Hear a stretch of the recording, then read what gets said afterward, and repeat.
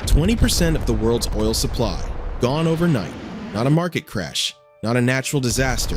One country, one narrow strip of water, one calculated decision that sent shockwaves through every economy on the planet. And here's what nobody is saying out loud yet. The United States went into this thinking it would be over in days. It is not over, not even close. The Strait of Hormuz, if you've never paid attention to it before, you need to start now. Every single day, tankers carrying roughly a fifth of the world's entire oil and gas supply pass through this one waterway. It connects the Persian Gulf to the rest of the world's oceans. Shut it down, and you don't just hurt one economy.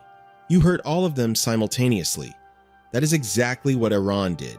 After weeks of American and Israeli airstrikes hammering Iranian military infrastructure, nuclear facilities, and senior leadership, Iran made a move that nobody had a clean military answer for. Instead of fighting a conventional war, it was clearly losing. Tehran went after the one thing the entire modern world depends on: oil, drones, naval mines, tanker strikes in broad daylight. Within days, oil prices that were sitting comfortably below $70 a barrel exploded past $100. The national average gas price in the United States jumped nearly 30% in a single month, hitting close to $3.80 per gallon. Diesel surged to $5 a gallon for diesel. That number sounds like a gas station problem. It is not. Diesel moves trucks. Trucks move food. Food moves to your grocery store. Construction equipment runs on diesel. Farm machinery runs on diesel. Every single price in your daily life is connected to that one number. Iran understood that perfectly. So how did we get here? The US launched Tomahawk missile strikes on Iran late last month. The stated goal was surgical and focused: hit the military infrastructure, degrade their capabilities, send a message, get out. A quick, decisive operation. That was the plan going in. But something happened that changed the entire equation. Iran's supreme leader, Ayatollah Ali Khamenei, was killed in those opening strikes, along with dozens of senior commanders, members of his own family. The inner circle of the Iranian regime was effectively wiped out in the first wave. The expectation was that this would break the regime's will to fight. It did not. His son, Mojtaba Khamenei, stepped into power almost immediately. And here is the question that started circulating quietly inside the White House shortly after.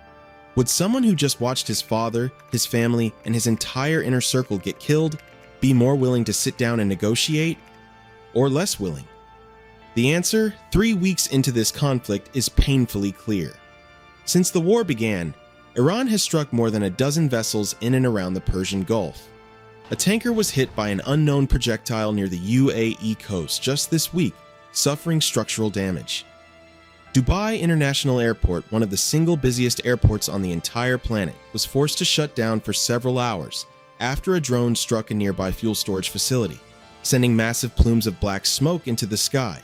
Saudi Arabia intercepted 34 Iranian drones in a single hour. 1 hour.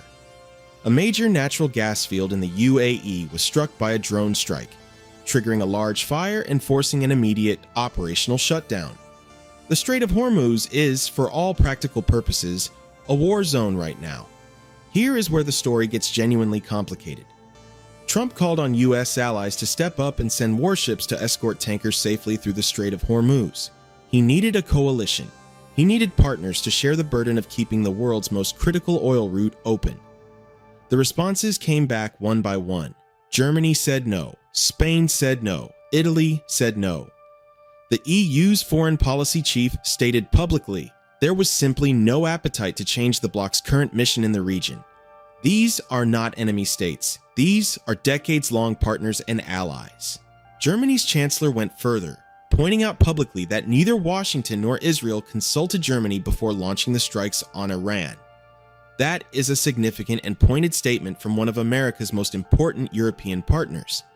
Trump, visibly frustrated at a press conference, said some countries America had protected and supported for many decades were not showing much enthusiasm for helping now. He stopped short of naming them directly. He didn't need to. Everyone in that room knew exactly who he meant. And then came the quote that reframes this entire conflict. One person close to the White House, speaking anonymously, said this: "They hold the cards now, not the United States, Iran. They decide how long we're involved, and they decide if we put boots on the ground. And it doesn't seem like there's a way around that if we want to save face. Sit with that for a moment. The most powerful military on the planet, running an air campaign that has genuinely devastated Iran's conventional forces, is now potentially being maneuvered into a ground war by an enemy, using cheap drones and naval mines that cost a fraction of a percent of what a single American carrier strike group costs to operate. That is asymmetric warfare working exactly as designed. The US has been quietly moving more assets into the region. The amphibious assault ship USS Tripoli was recently deployed to the area, carrying the 31st Marine Expeditionary Unit. That is roughly 2,000 Marines armed with aircraft and fully capable of seizing ports, protecting shipping lanes, and conducting limited ground operations. That deployment does not mean American troops are landing on Iranian soil tomorrow, but it means the option is sitting on the table. Ready. And that is precisely what is frightening people inside Trump's own political circle. Mission creep.